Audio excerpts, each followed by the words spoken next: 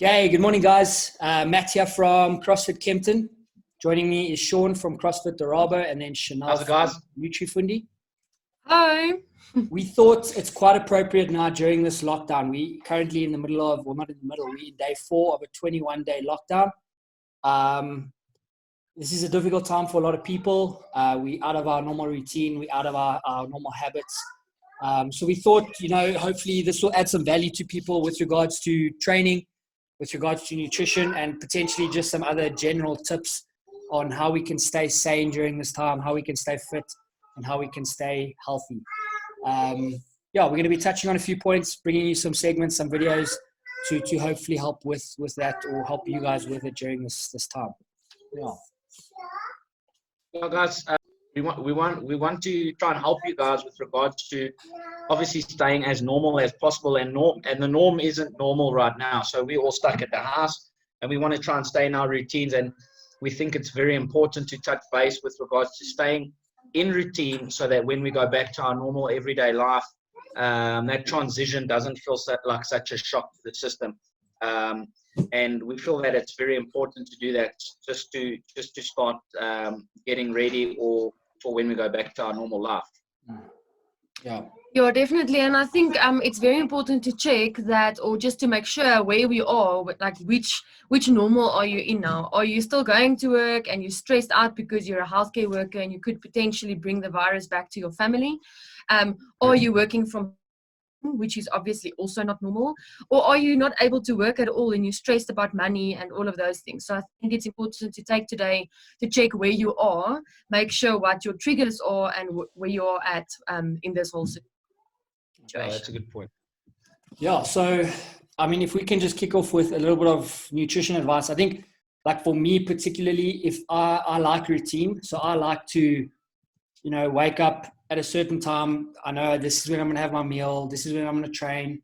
This is when I'm going to have my next meal. And this kind of messes things up a little bit because I'm not going out. I'm not going to the gym. I'm not driving to the shop or whatever it may be, no meetings. So what are some of the things we can do to try and stick to that as close as possible? Obviously not having normal workday hours or anything like that, but kind of stick to our routines as we need to. I think very important is to not feel weird if you pack a lunchbox, even if you're in your own house. Pack your normal lunchbox, do your snack that you're going to have at 10, or that you should have had by now already, or maybe check what are you going to have for your pre-workout and your post-workout. And if I say pre-workout, I don't mean funny things that are going to spike your heart rate. I mean an apple or a banana, something that could help you to train in your optimum zone, optimum fat burning, all of that. And then also obviously for your recovery. It doesn't help we go out in a bang and we train hard for a week and we don't recover, and you're sore and you have an injury and you're sick. You can't go out to see a physio or a doctor. So I think it's really important to think like that. And then also a lot of us will be eating in front of the TVs. And I think a lot of us have been doing that even before this lockdown. But it's important to measure your food, weigh your food, check your portions, what you want to have, do it in the kitchen, go to the TV, and that's it. You're not going back to the kitchen. Once you're done, you're done. Yesterday, we had this discussion with Sean saying that it's maybe a good idea to think what you're going to have for dinner, but then make enough food, almost like meal prepping, but just in a smaller scale. Make enough food so that you can have it for the next day for lunch. Your partner, your wife, your whatever can also maybe have the same healthy food. So you cook once, but you actually get the benefit of it for like 4 times. Then also what I think, a lot of people at the moment, we are working from home and our houses are obviously smaller than the normal office space. And I would normally at the practice give people the advice to, when you go to the bathroom, go to the furthest one 4 flights of stairs up. Now we don't have that. So I would say eat away from your table, even if it's just in the living room. If you have to walk from your living room to your study 4 times before having your lunch, do that. Don't eat in front of your computer, in front of the table where you're working. And then another thing that I would say, we have time now, and we have all been using MyFitnessPal previously, but it's maybe a good idea to now really get into it. Put your labels on, put your food that you are using in your kitchen on this app. We've got the time to do it now. You've got the time. After this, you have your recipes on MyFitnessPal 100%. already. You can just say, okay, I had 4 of this or whatever. So take the time to really make MyFitnessPal yours in this time. That's what I would say. Yeah, just to touch base on what you just said there, I think it's a good time for us to set a good base level of getting back to basics, so that when we start, we've really got 21 days of these basics down to a T, so that it can not only, okay, we're trying to sort out or rectify what's going to go wrong. I think we should maybe look at it in a sense of, okay, cool, let's build a baseline to take forward after the 21 days. Just like you said, Definitely, and also with the excuse Matt, No, with the eating also, I think a lot of times with the eating before a run or before a CrossFit class or whatever type of exercise you do, as a dietitian, obviously I like to give my patients food. And a lot of times people say, no, I can't eat. It's going to upset my stomach, or I'm going to whatever. So I think maybe it's a good idea now, because there's no comps, there's no races, there's no nothing, to try these things. Try a banana before you do your online CrossFit class. Try maybe a rusk before you go and run in the garden or whatever. Do something now that you can't do when it's comp time and a race time. And try new things, because that's the number one thing dietitians always say. Don't try new things on race day. Now you can. Yeah. I think as well, obviously, let's say we've got our meals prepped for the day and all of that, and we've got everything planned out. I think one of the biggest things as well for a lot of people is we tend to eat when we're bored. So and it's so easy to be bored now in this time. So I think the key there is to just be disciplined firstly, and also to try and keep yourself busy. So we can have a routine with regards to when we train and when we eat our meals. But it's probably a good idea to also maybe potentially plan some activities for yourself. If you've got kids, plan activities with your kids. Wake up at a certain time. Just like you mentioned earlier, we don't want to go back after this 21 days now. Now all of a sudden we're used to waking up at 9 o'clock in the morning. We've got to go back to work waking up at 5. It's going to be a big shock to the system. So it probably is best to stick to routine in a sense of waking up at 6. Then we train. At 7:30, we eat our breakfast. Shower, then we're going to do an hour of housework, then we're going to do 2 hours of work if you're able to work from home. Then we have our lunch, then we have family time, maybe a movie at night, to sort of plan your day out in that sense. Obviously just to prevent that sort of unconscious walking to the cupboard and the fridge and opening it up and just being bored out of your mind and just eating. Definitely, and I had this discussion before lockdown with one of my friends when we were running, and I was saying, I really need to find something to do while I'm watching series, because that's when I want to eat. Yes. And I'm 30, and I actually had to go onto YouTube and had to teach myself how to knit, because if I'm not knitting, I'm eating. I think something like that. So find your trigger, find something that is that you're gonna eat. And then my friend actually said to me, it's a millennial thing, because you can't just do one thing. And I was like, what the hell? You're like 2 years younger than me. What is this? So I think it's important to find your trigger, because it's not the same for everyone. A lot of people will be eating during the night, for instance, or when they're stressed or when they're watching series. So find your trigger. This is now also a time to sort of get to know yourself, learn your things. So it's like driving on the highway and you see all these banners next to the road, like hitting that with your car. Yes, it's going to cause damage, but if that wasn't there, you would go down there and it would have been worse. So find your trigger. You're going to watch more series, but that's your trigger. So make sure that you're not eating while you're doing that. So start knitting. Cool. That's practical. Yeah. I just want to ask, based on what you said previously, obviously at work, you always recommend to your patients to maybe go up 4 flights of stairs or 4 corridors down to the bathroom. Obviously, when it comes to our normal daily life, we've got the physical activity factor that we factor into the amount of calories we consume in a day. Would you recommend people to potentially consume less calories now because we're not going to be as active? Yeah. We're not going to be walking from parking lots and all over? Or would you, on the other end of the scale, rather say, try and walk around your garden 10 times every 3 hours or something? What are some practical tips we could use with regards to that? So I think really it's important for the patient or the person or the client to really look at him or herself and be honest. Did you really walk that much when you were working? Or did you not listen to me or not do it? Because then sort of stick with what I was telling you that time or what you have been doing in that time. So I think if you are maybe working in construction and now all of a sudden you're not on site anymore, definitely I would suggest to eat less. But I do think that there is like a bigger advantage to walking more than eating less.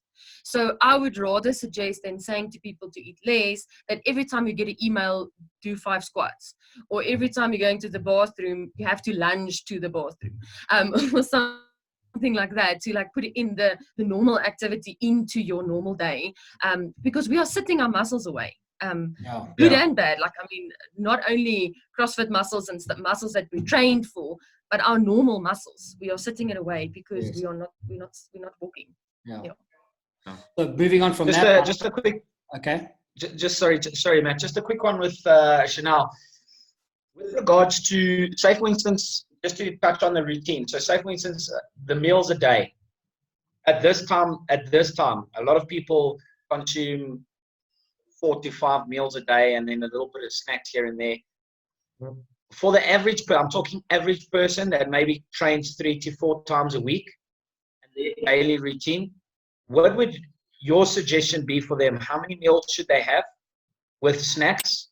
Okay, cool. So I would definitely try and prioritize, or not prioritize, but to put my meals and my training sort of together. So in the morning, think, when am I going to train? What am I going to do? So if you are having, let's say you're going to train at 4 this afternoon, maybe only have a small snack like a fruit or a yogurt or both, before your training, maybe instead of having it this morning as just a snack because you're snacking. So maybe have like the more carb rich types of snack before your training so that we can put it together.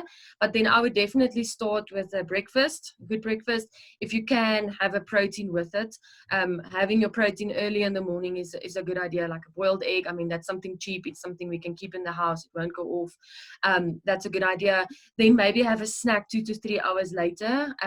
Anything there, like even high protein Future Life, a yogurt, the Dan Pro yogurts, an egg again if you didn't have one for breakfast, tuna. Yesterday, I don't know if you saw, I had my sardines on rice cakes, so that's a nice snack as well. And then for lunch, think of your plate model. So half of it must be vegetables, like all the colors of the rainbow, quarter of the plate a protein, and the other quarter must be some carbs. So that doesn't mean it has to be like a Sunday roast type of vibe. It can also be like a sandwich with like lots of like a cucumber, tomato, lettuce, whatever on the sandwich with some tuna that actually fits into that plate model. The same with, let's say you have 6 Provitas, tuna, and some cucumber. That's a nice lunch as well. Or like we said, we can have the previous night's leftovers for lunch if it's healthy. And then maybe have a small snack before you train. And then if you are only going to have your dinner later that night, I would say maybe have a protein shake as recovery after your training. If you are only training 2 or 3 times a week, and you know that maybe you're not training as hard now in this time, maybe your environment doesn't allow it, I would maybe cut the protein shake, because at the moment that would be extra calories and we aren't moving that much. So that's what I would say. And then maybe if you know you are prone to having a craving after your dinner, maybe try and get some yogurt as a nice alternative snack for after dinner, or even a fruit. Yeah, that's what I do. Cut it up in nice little squares. That's always nice, because a lot of times we eat because we are watching a movie or because we're bored or whatever. 100%. Yeah. I think, that was some really cool practical advice. If we can just touch on, we've spoken briefly about, training a couple of times a week and sort of sticking to the routine now from a training perspective. Just a couple of things we spoke about. Obviously, first thing being, if you know that you're going to get a little bit lazy throughout the day, it's probably best to set up your routine and structure of your day to train first thing. As you wake up, maybe something small to eat, and then go get your session in, versus waiting and making it easier as the day goes on to potentially put it off and say, I'll train tomorrow. Yeah. What are some other things that just a quick one on that. I'm a person, not me. For an example, I'm a person that when I wake up, I don't want to train in the morning, and I'm pretty lazy, so I'm not going to. What would that come down to? What would that come down to? What would you say to me? If would it come down to just pure discipline, or it's just get up and go? So it depends. I mean, obviously, I think it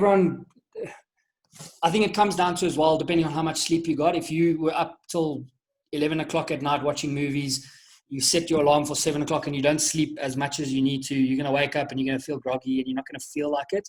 So then it comes down to the discipline as well of making sure you're going to bed at an appropriate hour.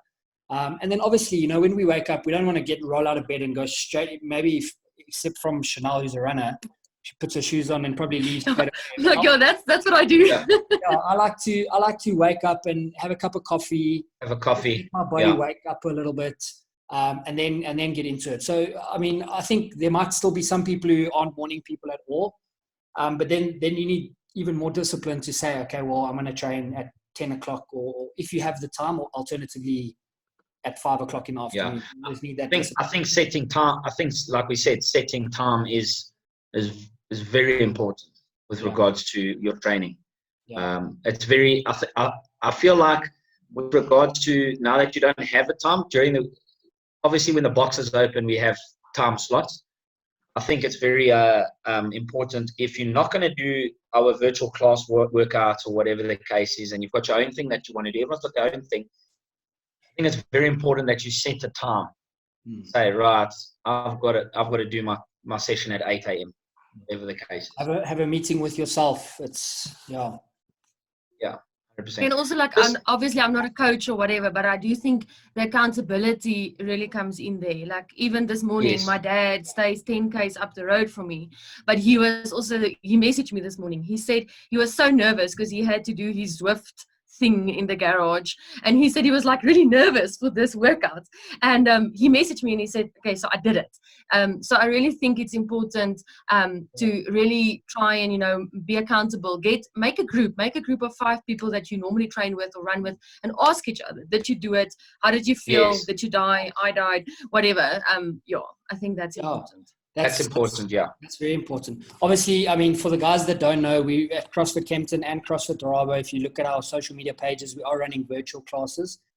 So you guys can inquire and find out about that as well if you guys would like to do that. But just like Chanel said as well, I think it's actually essential. Even if you have a group of friends or even one other person that's your accountability buddy. Yeah. More people's probably better, because if you're both feeling lazy, then it might be easier to convince each other. I normally phone Matt. Me and Matt, that's my accountability partner. We generally do kind of the same sort of workout. And we can also compare scores and that, and it's quite nice. Yeah. Not with each other, but you in your mind, you're remaining fairly competitive. Not that our focus is on competitiveness at the moment. It's just on training. Our own physical push. Yeah. But at least we... but I mean, if it's your nature to have like a competitive vibe, use it now. Use it in this time. Like, I think there's a lot of stuff out there, a lot of different challenges going on at the moment, and use it. Use your, you want to get your self-improvement there. You want to beat your friend. If that's your personality, do it. Yeah. Use it to your advantage. Yeah. Just to touch base quick.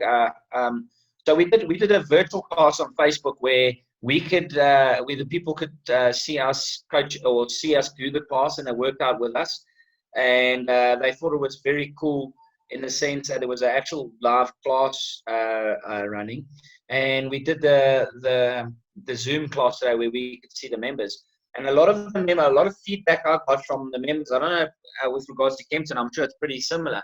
A lot of the members sent private messages back to me saying it was a lot better to train with people there that can see you, because I felt like I was motivated and I had to push like normal rather than just me starting a clock in my garage and doing the workout by myself. Yeah, absolutely. Yeah, I agree. I think if you can, even like there's that app called House Party. If you do it by yourself, most of us have enough data, and that, virtual call your buddy and do a workout with them. It is definitely more motivating than trying to do it by yourself. 100%. I think one last point, just so we don't make this too long, but one last point which you spoke about was our gyms are set up to train. So when we arrive, that's a training environment. That is Yes. most of us aren't used to training at home. So like we maybe trying to squeeze ourselves in between the cars or the couches so I mean, you touched on just creating an environment that almost we want to train. Stimulate. It's more inviting. Yeah. Well, I mean, what can we do to sort of... So with regards to me, some of us have garages, some of us don't. We have lounges. Most of us have lounges. And I feel it's very important to set up and get yourself in the zone as if you were going into the gym. So a lot of the time when we go into the gym, we've already climbed in the car, we've driven to the gym, and everything's set up for us, and it's the environment to train. So there's no turning around and be like, oh, something's interesting that's on the TV, let's just carry on with that, rather than get the workout done. So a tip from myself that I've given a lot of my personal training clients and some of the members, and hopefully you guys, in my garage, I move the cars out. I set up everything in a nice, spacious way, and it's very safe way, so I don't have the pickaxe hanging above my head while I'm doing burpees or push-ups. It's very spacious wise. So if you're in the lounge, move the couches, actually make a physical effort in moving things around, right? Find a playlist. To me, that's very important for a lot of people. The music is important. Find a playlist and get yourself started or in the zone. And I find it's very important for you to go into your training environment as if you were going into a gym and making that a priority. That is your workout section for the next 30 to 40 minutes. And there should be nothing around you to distract you from that workout, just to make sure that you don't get distracted. Cool. And from a runner's perspective, Chanel, obviously we've seen some crazy things on Strava with you guys running up and down their gardens and that.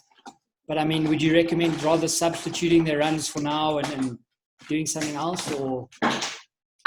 I think it depends on your environment. Like for myself, I stay in a complex. So for me, I can't go out and run. I just feel it's bad because the kids are indoors and then I go out and run. So I really think it depends on where you stay.